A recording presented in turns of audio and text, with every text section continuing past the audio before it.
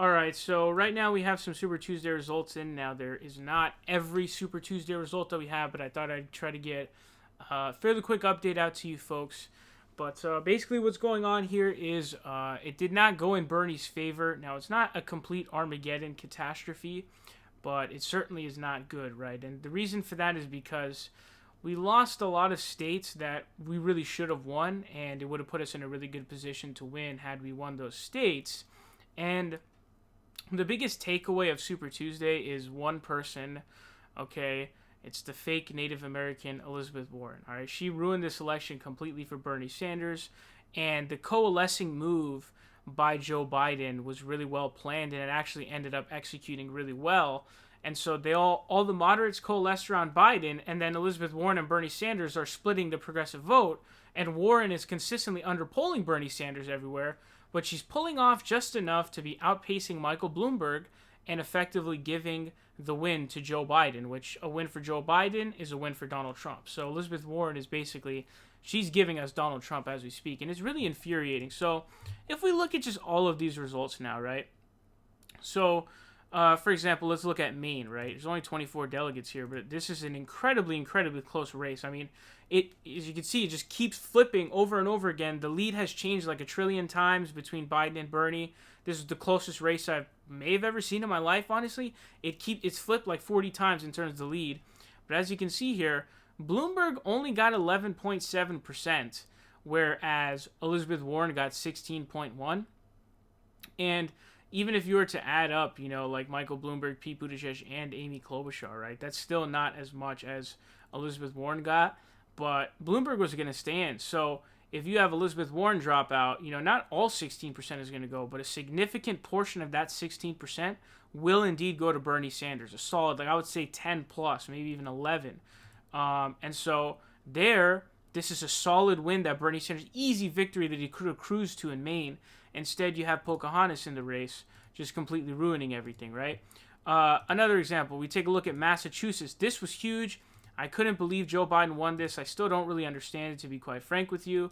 But what you see here is this is pretty much a domination, dude. You're talking about, what is that, like 5.7, but not even 5. That's 6.7 points, percentage points. And then he's winning by, 76,000 votes? That's a shellac load of votes, okay? And then Elizabeth Warren, 20.7. And Bloomberg, 11.8. Now, as you can see, Elizabeth Warren outpaced Bloomberg by about 9 points. And so if Elizabeth Warren was not in the race, I would say like 17 of those 20 go to Bernie Sanders, because a lot of people in Massachusetts who are libs, like Elizabeth Warren, and so it's going to go to Bernie Sanders, right? And so, again, and she outpaces Bloomberg, so that, like extra 9 points that would have flipped in Bernie's favor, that would have put Bernie up in Massachusetts by like a 9-point lead or something like that. Something pretty fat, a big lead. He could have won Massachusetts.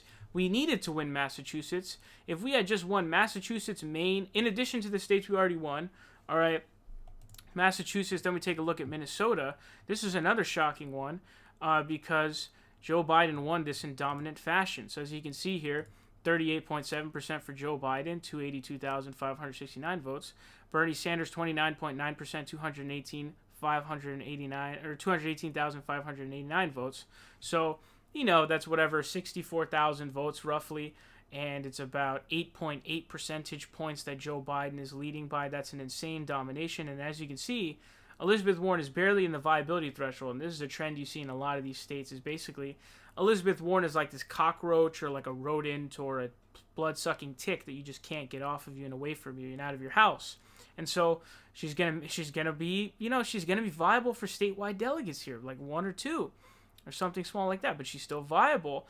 And a lot of that 15% goes to Bernie. He easily, he'll take Minnesota if Elizabeth Warren is not in this race.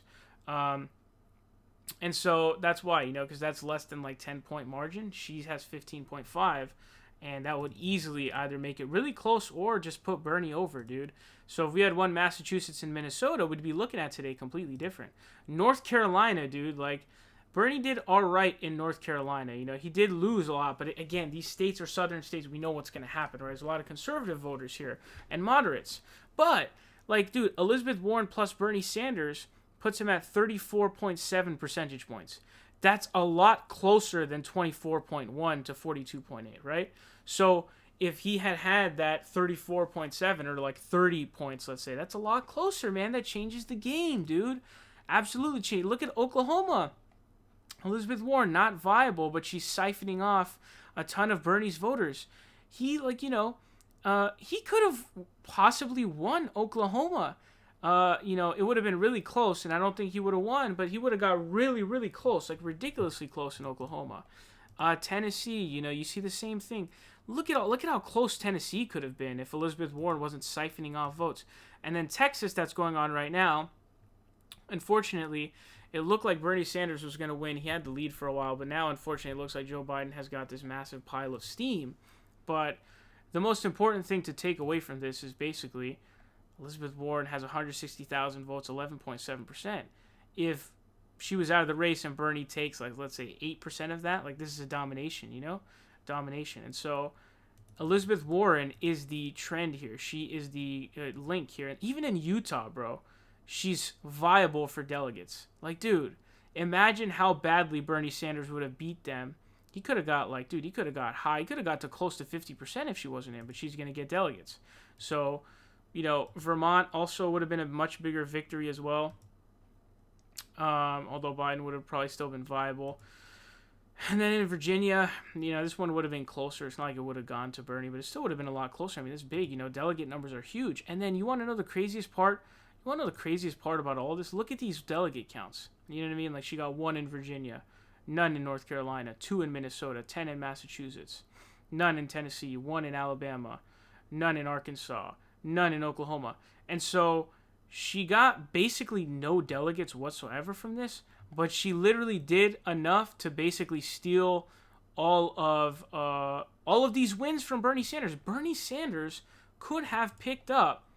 We could be looking at this totally differently today, because he already took California, he would have taken Colorado, he would have taken Maine, he already took Colorado, he already took Utah, he already took Vermont, and he took, Utah, but he could have taken Texas, which would have been huge. He would have been closer in a lot of states, and he would have, biggest thing is, he would have taken Massachusetts and Minnesota. Those were huge states to win.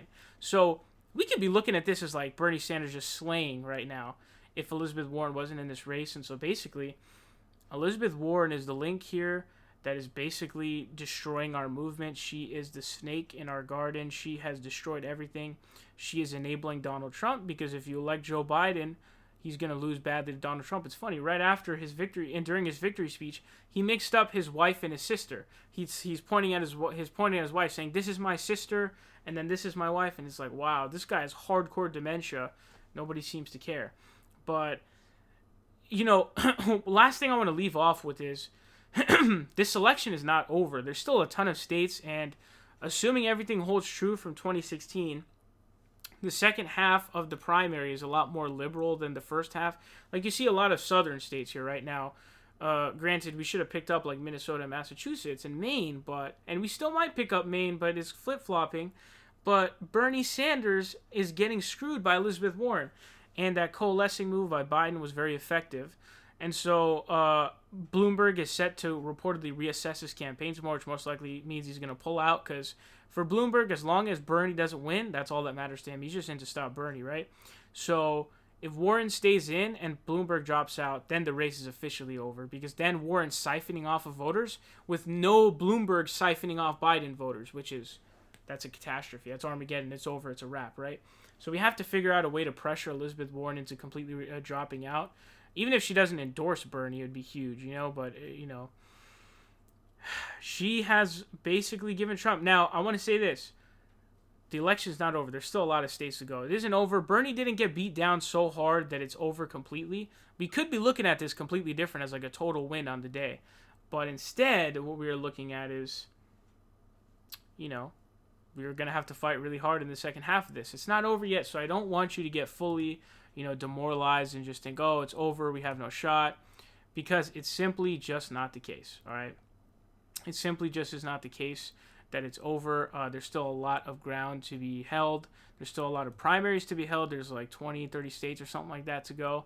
And again, the second half is always more liberal than the first half, so we do have some pretty cool stuff coming in. and hopefully it will continue to go forward. We're going to keep pushing forward, but next step we need to do is we need to figure out a way to get Warren to drop out and endorse Bernie. If she doesn't endorse Bernie, it doesn't matter, but we do need her to drop out, so we got to figure out how to do that. That's what we got to do.